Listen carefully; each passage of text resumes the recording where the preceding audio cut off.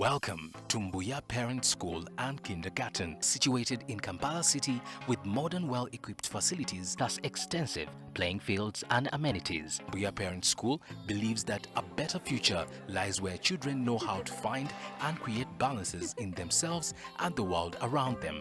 This explains our fusion of academic subjects and co-curricular activities. There are many opportunities presented to them to flourish both in and outside the classroom. I want to become a president when I grow up. I want to be a pilot. I will be the best fashion designer. Mbuya Parent School, the sky is our limit. Welcome, my dear learners, to this P.7 Mathematics Lesson. This is our fourth lesson. Before you is Isiko Moses. Before we do any other thing, let us have a review of what we learned previously. Last time, we looked at finding area of Akkad.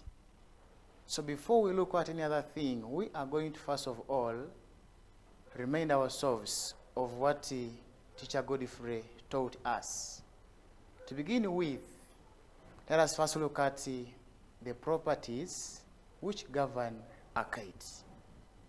Akkad is a quadrilateral, meaning that it has four sides. On the chalkboard here is a diagram of Akkad.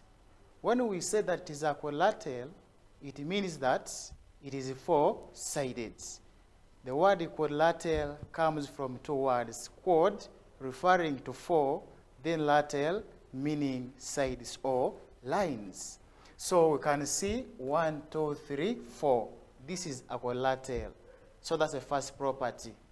The other property is the opposite sides of Akkad are equal. This side is opposite this one. Therefore, they are equal. We can show that using marks. I may have here 1 mark, even here 1 mark, to mean that these two are equal. The same applies to these ones here. This side is opposite this one.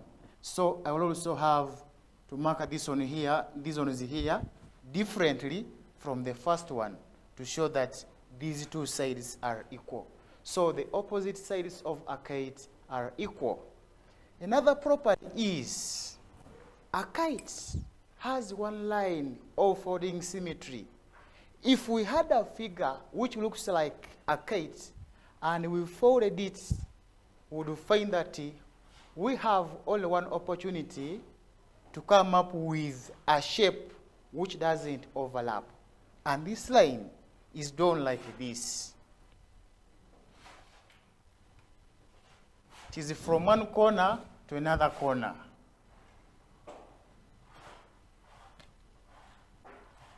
It is drawn like this. This line here, which I have drawn in form of dots, is what we are calling a line of folding symmetry. It is imaginary, doesn't exist. This line of folding symmetry here leads us to something we need to note, that a line of folding symmetry divides Akkad into two equal parts. And this concept here, we shall apply it when our today's lesson begins. The other property is Akkad has two diagonals, but where these diagonals meet, they meet at an angle of 90. Let me illustrate it here on my diagram. There is this diagonal here. So where the two diagonals meet, we always have right angles. There is this right angle on the right and another right angle on the left. Now, these diagonals here are not equal. One diagonal is longer than the other. A longer diagonal is what we call the major diagonal. We always abbreviate it using letter D. We call this one here D1, referring to my major diagonal. Then the shorter one is the main diagonal. We represent it mathematically in this form. You write D, then a 2, referring to minor diagonal. These diagonals are not equal, but they meet at a right angle. Now, the other property, we said that two of its opposite angles are equal. What do I mean? If you had this angle here up and another one here below, you will find that these two angles here are equal. So take a note of that. Two of its opposite interior angles are equal. If these two angles are equal, therefore also these angles here are equal. They are opposite each other. We mean they face each other. We have also these angles here at each vertex. Opposite angles at the vertices are equal. This angle here is equal to this one. If this is angle R, even this angle here is also R. If this is angle K, then the angle at the bottom here would also be K. So having looked at the properties of arcades, we are now going to have correction to some of the questions that we are given in our previous activity or lesson.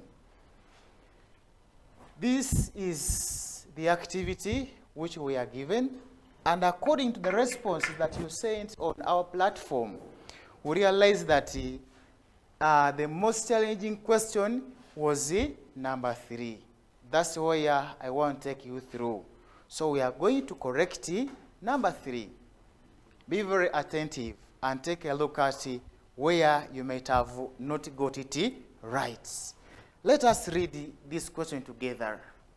Calculate the area of arcades whose diagonals are 20 centimeters and 10 centimeters. You must have understood that what we call a diagonal is any straight line which stretches from one opposite corner to another corner, or a straight line that stretches from one vertex to another vertex. For example, on this kite here, we have this vertex here and this one. So the line that is stretching from this vertex to this one is called a diagonal. The same applies to these two vertices. So the line that is stretching from either of the vertex is a diagonal. So now, how do you approach such a question? The figure has not been given. Therefore, you are free to either sketch or you may leave out the sketch. I believe Teacher Godfrey taught you the formula that we use when finding area of arcades. Let me remind you. When we are looking for area of arcades, we apply the formula area of arcades is either given by a half times major diagonal times minor diagonal. So this is the formula that we apply. After stating the formula, the next step, you substitute for the diagonals. Now for this case, we might not be certain of which is the diagonal that you have to substitute for, diagonal 1 or diagonal 2. But from the explanation I gave at the beginning, I said the major diagonal is always longer than the minor diagonal. So for this case, 20 is longer than 10 in terms of length.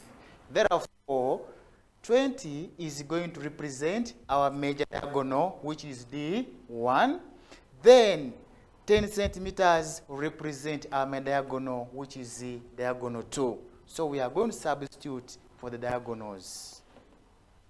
Just as I will use letter A to represent area is equal to a half times major diagonal, which is 20 centimeters, times minor diagonal, which is 10 centimeters.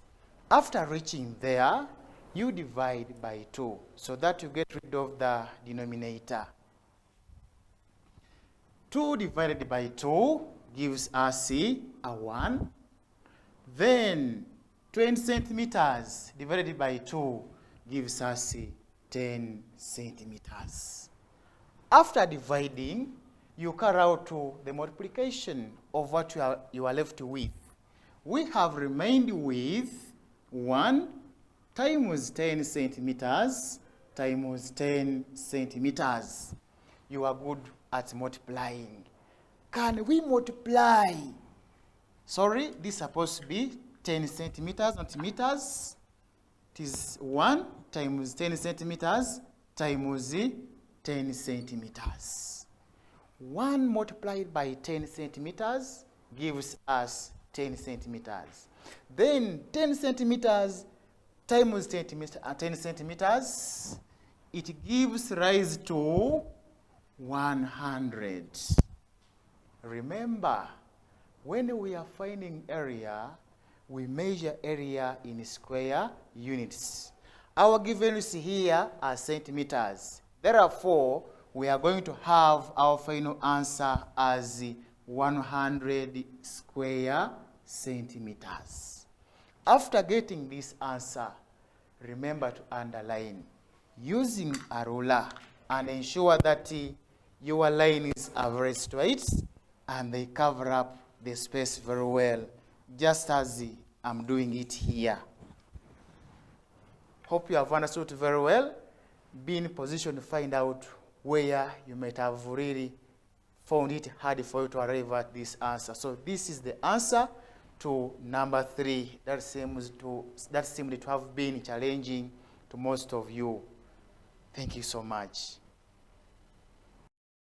Our lesson for today is going to be very simple. We are going to look at finding unknown side and area of Akkad. This is just a continuation on what we previously looked at with the teacher Godfrey. We are going to look at finding unknown side and area of Akkad. What does this one here mean? This is a situation where we are given area and the length of one diagonal. Then they ask us to find the length of the other diagonal. It is very important for you to first read a question, you comprehend it, thereafter you answer accordingly. So let us take a look at the examples. Our first example here reads as the area of Akkad below is 160 square decimeters. One of the diagonals is 20 decimeters. Find the length of the second diagonal. Let us look at this figure here critically. We see that this is Akkad. Akkad has an area of 160 square decimeters. And one of its diagonals is 20 decimeters.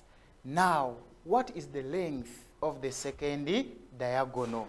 This is very simple. How do you find the length of the second diagonal when the first diagonal and area are given? We apply the formula for finding area of Akkad. We are going to say a half times diagonal 1 times diagonal 2 will give us a area. Why have I begun like this? Our interest is in finding the length of the second diagonal. That's why we are beginning with a half times major diagonal times minor diagonal equals to area. After stating the formula, you now substitute for what has been given.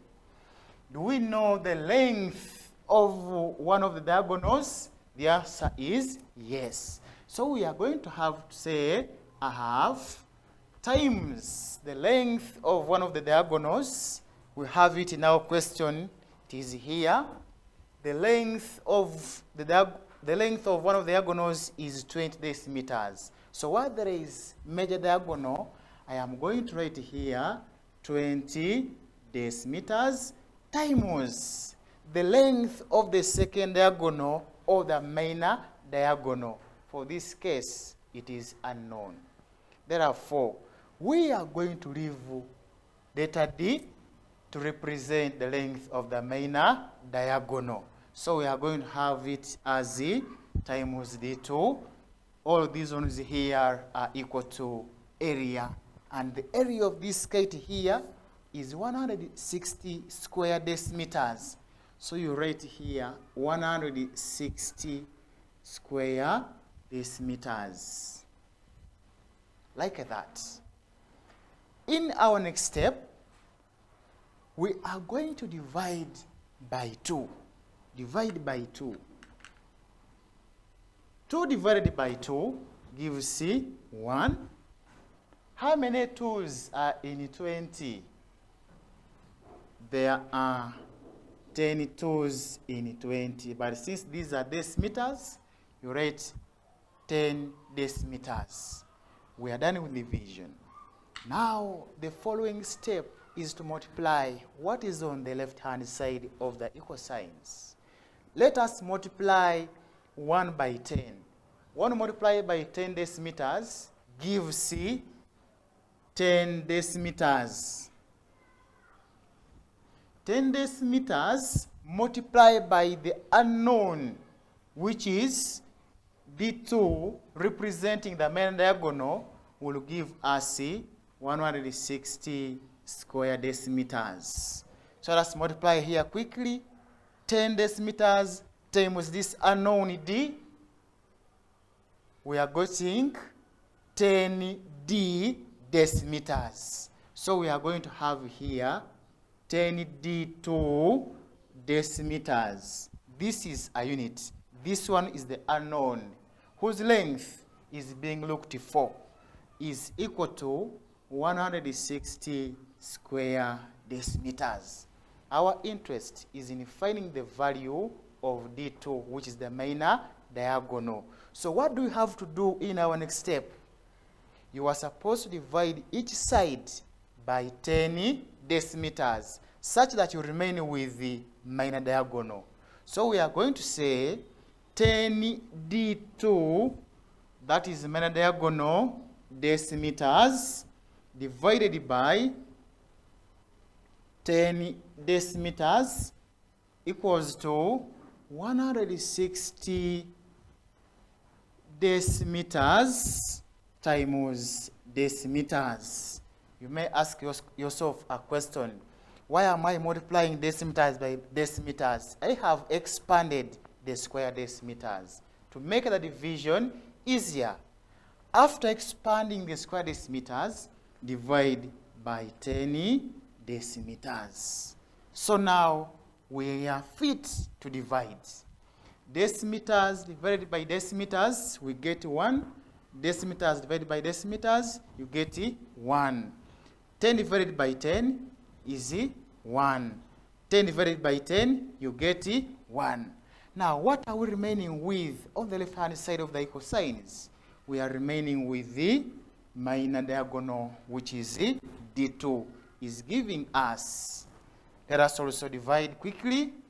Decimeters by decimeters, you get 1. By decimeters, we get 1. Now we have 10 divided by 10. The answer is 1. 160 divided by 10. There are very many ways of dividing this one here. But the easier one, or the easiest, is by cancelling out this 0. When you cancel out a 0, it means that you have divided by 10. So now, how many are we remaining with? We have remained with 16 decimeters. Therefore, the length of the second diagonal of this kite is 16 decimeters. After getting that answer, you get a ruler and underline your answer neatly. Underline it very well. Remember, in mathematics, neatness is part of excellence. So you underline neatly using a ruler like that. Let us take a look at the second example. Number 2, the diagram below is a kite. Use it to answer the questions that follow. This is a kite. We see these opposite sides are equal, these ones are equal. This length is 5 decimeters. From this distance to this one, there are 4 decimeters. From the center here up this end, there are 80 decimeters. Now the length of this diagonal here is unknown, whereby half of it is given as P. Now we have here the first question, part A of example 2. Find the value of B. How do you find the value of B if you have been given such a figure? This is very easy. How do we get the value of B? Remember, when I was telling you the properties of Akkad, I told you that the two diagonals intersect or meet at a right angle, giving rise to 4 right-angled triangles. So if you want to find the value of B, you look for a right-angled triangle whose two sides C has been given. So when we look at this kite here, which right-angled triangle has 2 given sides? We have either this triangle here, the one up, or this one here I have not shaded. So this one here is what I am going to extract. To extract means to remove a certain part from the whole figure. So after identifying that triangle, you redraw it. I'm going to come up with that triangle here. This is example 2, part A. You extract that right-angled triangle the way it appears.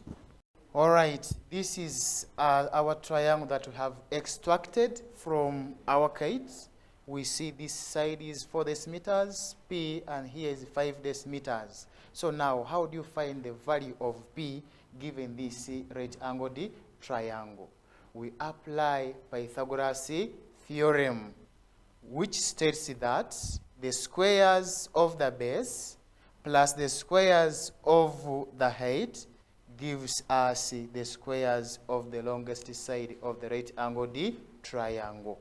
So each of these lines here are given names. Our base is named A, the perpendicular height is named B, and the hypotenuse, or the longest side, is named C. So having done that, we now write the Pythagoras theorem. We are saying here that the square of A plus the square of B gives us the square of C. We now substitute for whatever that is given. What is A representing for this case? A is representing P. So where there is P, where there is A, we shall write P. We are now going to say the square of P plus the value of B. B is 4 decimeters. So here you are going to have the square of 4 decimeters is equal to the value of C. C is 5 decimeters. So we are going to have the square of 5 decimeters. In our next step, we are going to expand these squares here. This is going to remain as the square of B plus the square of 4 decimeters. This one means multiply 4 decimeters by itself 2 times. 4 decimeters times 4 decimeters is equal to the square of 5 decimeters. This exponent here is telling us to multiply 5 decimeters by itself as 5 decimeters times 5 decimeters. We now multiply the knowns. The square of B remains because that's where our interest is. The square of B plus 4 decimeters times 4 decimeters gives rise to 16 square decimeters. We get 16 that is 4 times 4. Decimeter times decimeter gives square decimeters is equal to 5 times 5, which is 25. Decimeters times decimeters give rise to square decimeters. After reaching here, we now collect like terms. Which terms are alike? 16 and 25. These are knowns. Then this P is unknown. So we are going to collect 16 by taking it on the other side of the equal signs. We are going to have the square of P plus 16 square decimeters minus 16 square decimeters is equal to 25 square decimeters minus 16 square decimeters.